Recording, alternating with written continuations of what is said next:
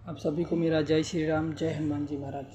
कैसे हैं आप सभी? उम्मीद करता हूँ आप सभी स्वस्थ और मस्त होंगे। बाबा हनुमान जी की कृपा आप पर हो रही होगी और प्रभु श्री राम जी की कृपा भी आप पर हो रही होगी। मैं आज आपको बताना चाहता हूँ कि एक छोटी सी गलती, आपकी एक छोटी सी गलती आपको भजन और भक्ति से आपको दूर कर सकती है। कैसे दूर कर सकती है? यदि आप हनुमान जी की पूजा पाठ कर रहे होंगे तो हनुमान जी की जो पूजा पाठ है, आप थोड़े से भी पूजा पाठ में हनुमान जी को प्रसन्न कर लेते हैं। बहुत सारे लोगों को अनुभव हो जाते हैं, लोग जानते हैं लेकिन वो बताते नहीं हैं। थोड़े से ही पूजा पाठ में हनुमान जी को प्रसन्न वो कर लेते हैं, हनुमान जी प्रसन्न हो जाते हैं। उसके बाद क्या होता है? कि भक्त लोग जो है ना, छोटी सी गलतियाँ कर देते हैं। भगवान की जब वो भक्ति करने उतरते हैं तो भगवान भी उनका सपोर्ट करते हैं। ऐसा नहीं कि यदि आप भगवान की पूजा करने बैठें तो आपके भी भगवान सपोर्ट ना करें। यदि आप चाहोगे ना कि भगवान की पूजा में और करूं तो भगवान भी एक प्रकार से सपोर्ट आपको करते हैं कि बच्चा और करना चाहता है, भक्ति और करना चाहता है, बढ़ाना चाहता है, तो भगवान भी सपोर्ट आपको करते हैं, आपकी भक्ति भाव को और बढ़ाते हैं, जिससे आप भगवान के और करीब जाते हैं। तो मैं आज आपको बता रहा हूँ कि आप इतना जो है आप भगवान की भक्ति करते हैं। कुछ लोग थोड़ा बहुत भी भक्ति करते हैं लेकिन उनमें भी थोड़ी सी भगवान की कृपा होती है। ऐसा नहीं कि कुछ लोग ऐसे हैं जो लोग हनुमान जी की पूजा करते हैं, 2 अगरबत्ती दिखाते हैं तुरंत और बस जय श्री राम करके और निकल जाते हैं। तो उन पर क्या भगवान की कृपा नहीं है? उन्हें भी तो हनुमान जी देख रहे हैं, उन पर भी कृपा होती है। वो 2 अगरबत्ती और धूप इत्यादि लगा के चले जाते हैं, उन पर भी तो बाबा हनुमान जी उनको देख रहे हैं, उन पर भी तो कृपा है। लेकिन वो गलती कर देते हैं। अब ऐसी कौन सी गलती कर देते हैं? एक छोटी मोटी जो गलतियां हैं वो गलतियां कर देते हैं। बाद में क्या होता है कि जो वो लोग जब छोटी सी जब पूजा स्टार्ट करते हैं ना, तो वो पूजा भी उनके दिमाग से जो है हट जाती है।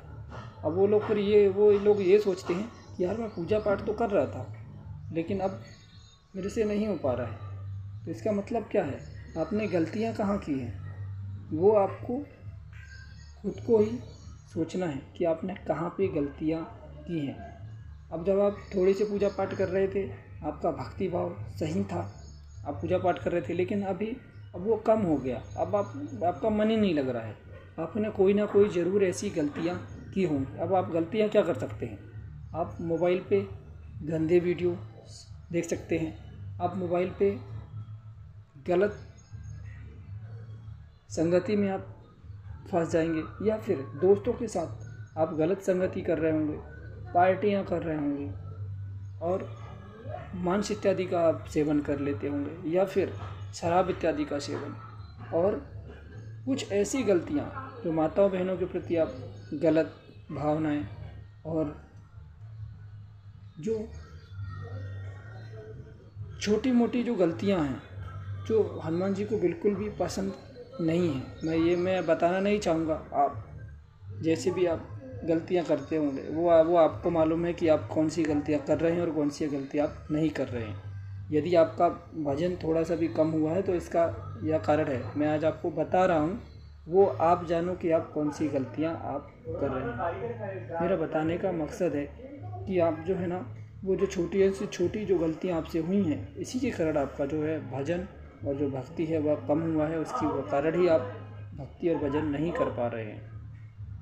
तो आपको वो जो गलतियाँ जो आपसे हुई हैं वो गलतियाँ आप बिल्कुल ना करें।